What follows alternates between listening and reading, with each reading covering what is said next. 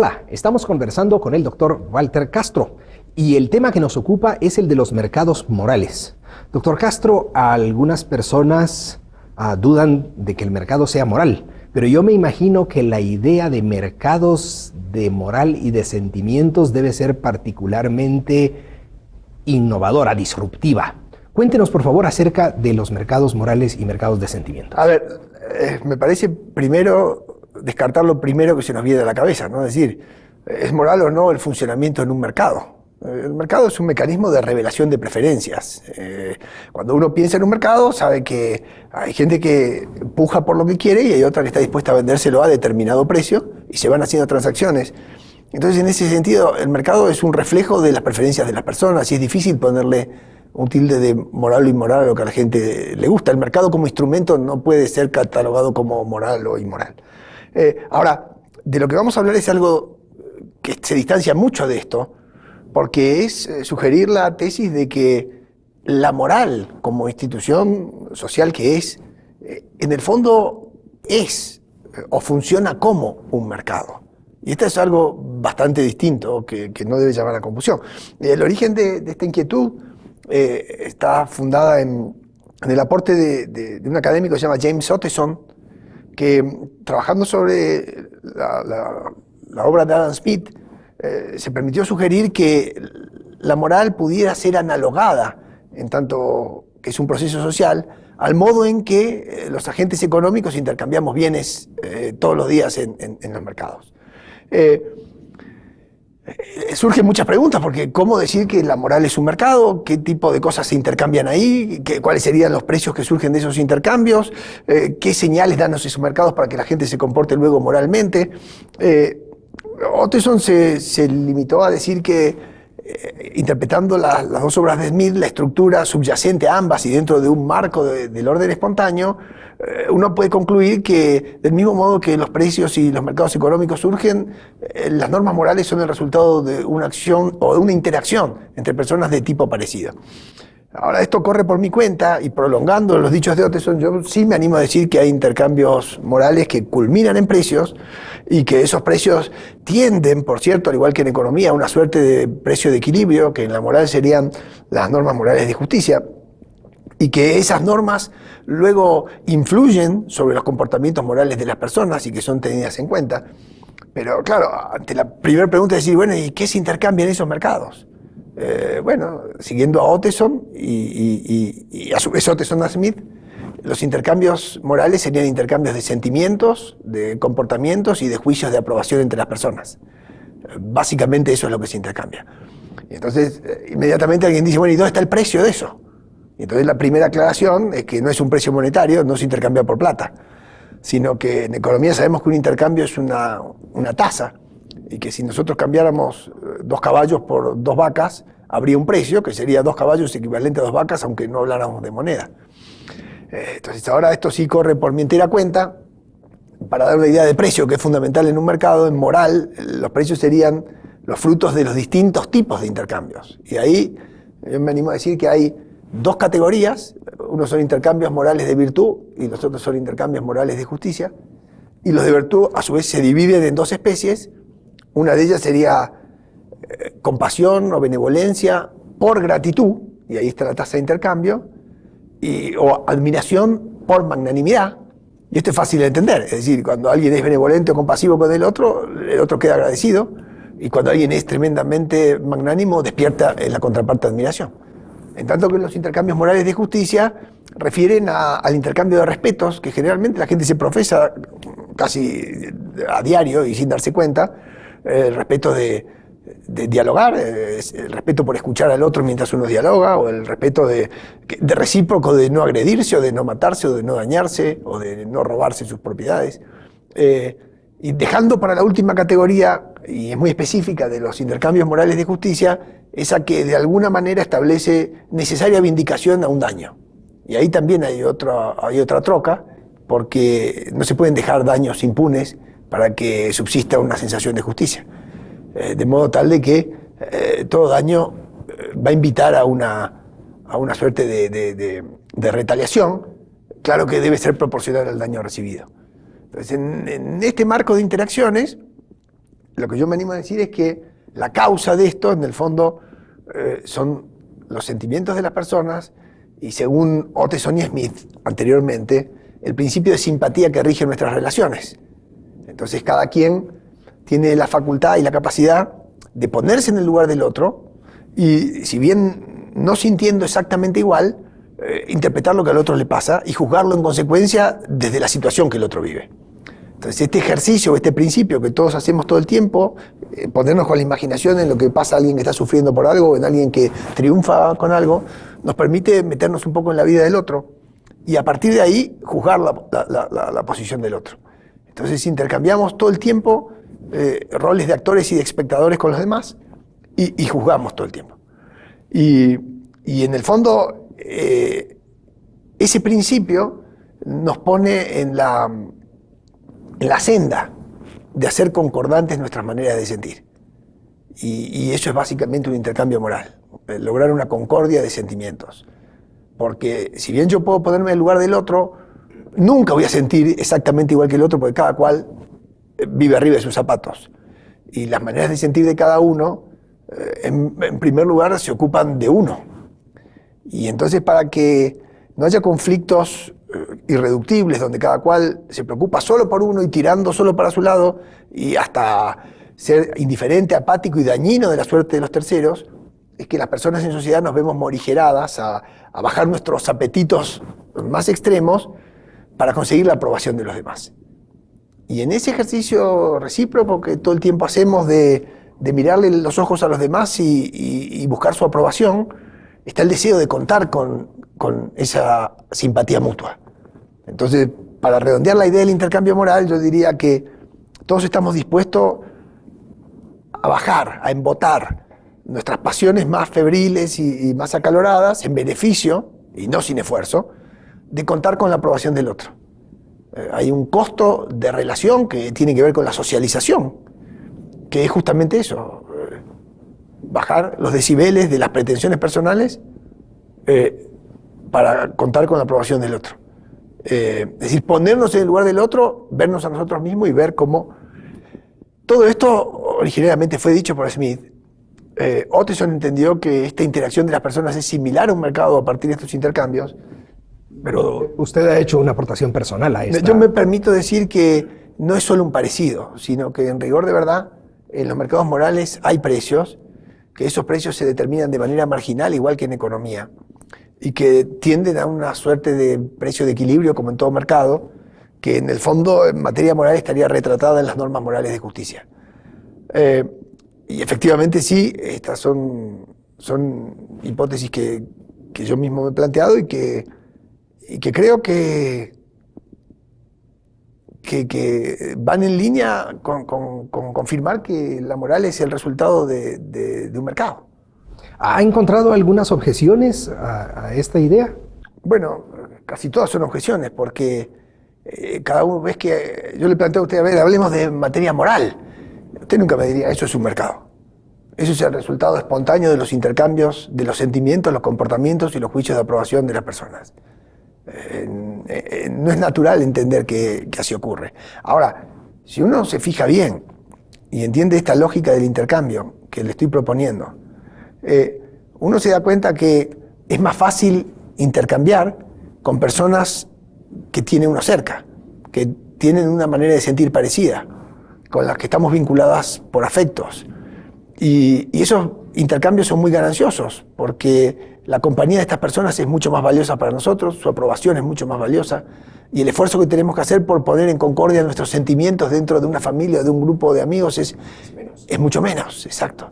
Ahora, la sociedad no es un grupo de afectos. La sociedad abierta, tal como la conocemos, es un grupo de personas que interactúan casi anónimamente, muchas veces cuando usted va a comprar algo al supermercado y no conoce al cajero, o cuando va al banco y saca un dinero y no conoce al cajero. Sin embargo, todos estamos dentro de un marco de las mismas reglas. Y ese marco de mismas reglas que permiten la convivencia es igualmente el fruto de la concordia de los sentimientos, salvo que usted tiene que hacer mucho más esfuerzo para lograr un intercambio con quien es distante. Y si no, le pongo un ejemplo solo para desafiarlo en esto.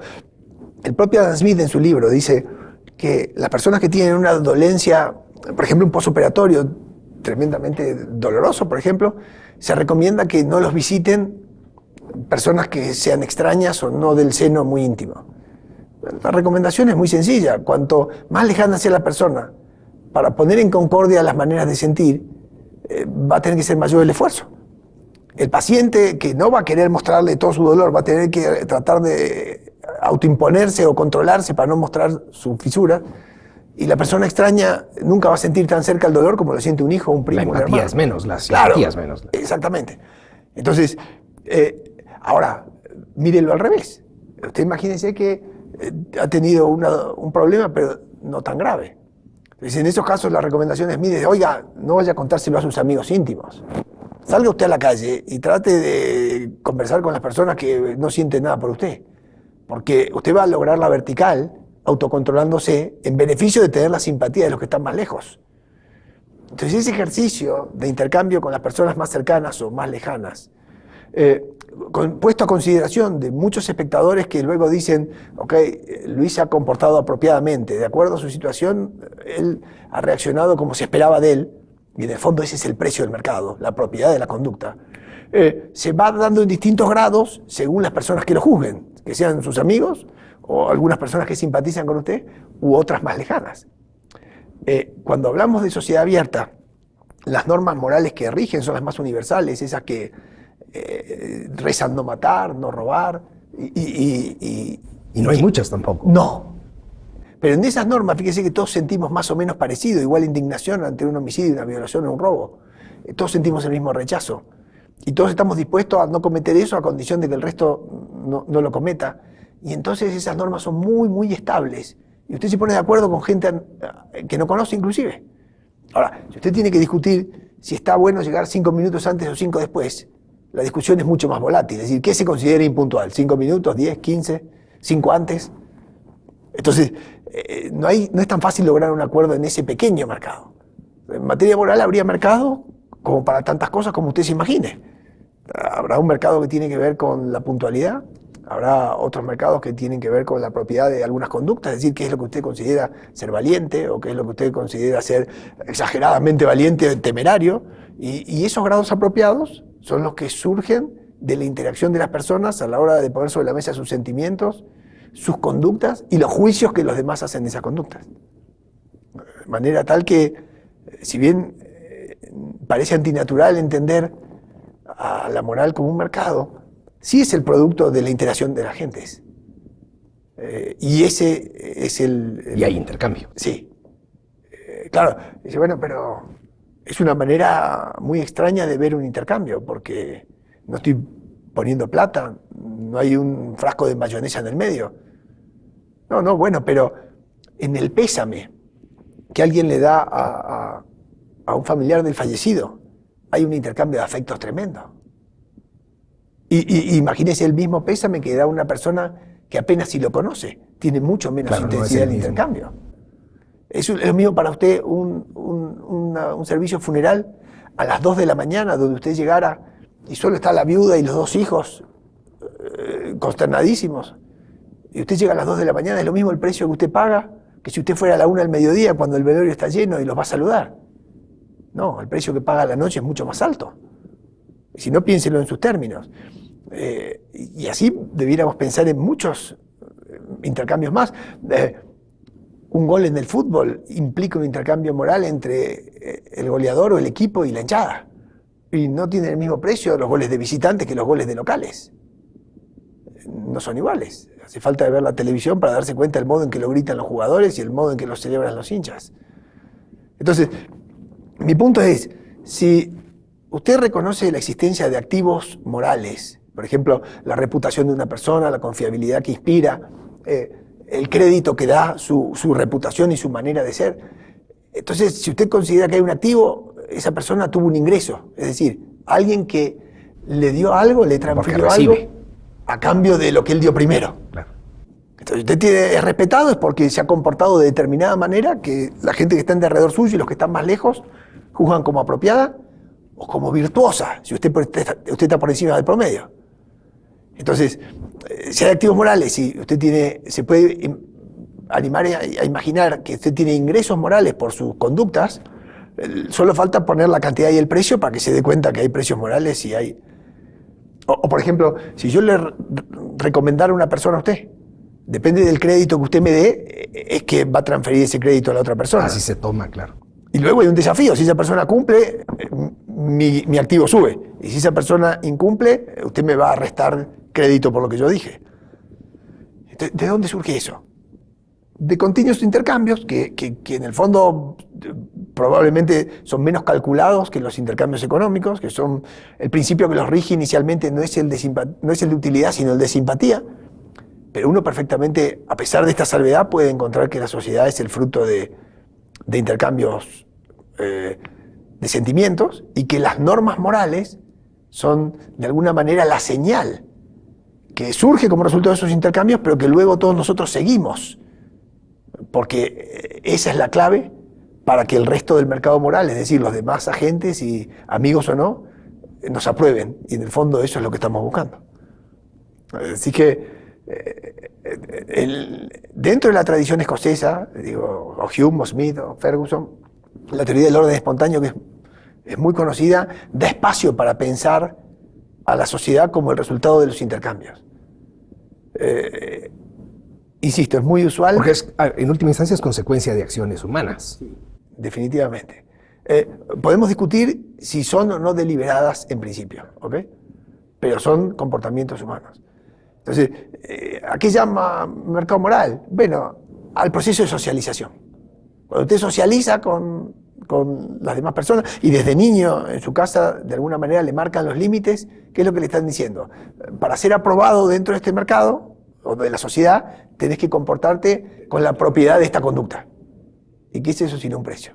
¿Y qué es sino el resultado de la interacción de las personas? Y como todo mercado, cambia cuando cambia la escasez o cuando cambia alguna cuestión tecnológica. Por último uno podría decir, bueno, pero oiga, ¿y cuál es la escasez en materia moral? Porque en economía todos sabemos que hay escasez en los bienes, pero en materia moral, ¿cuál es la escasez?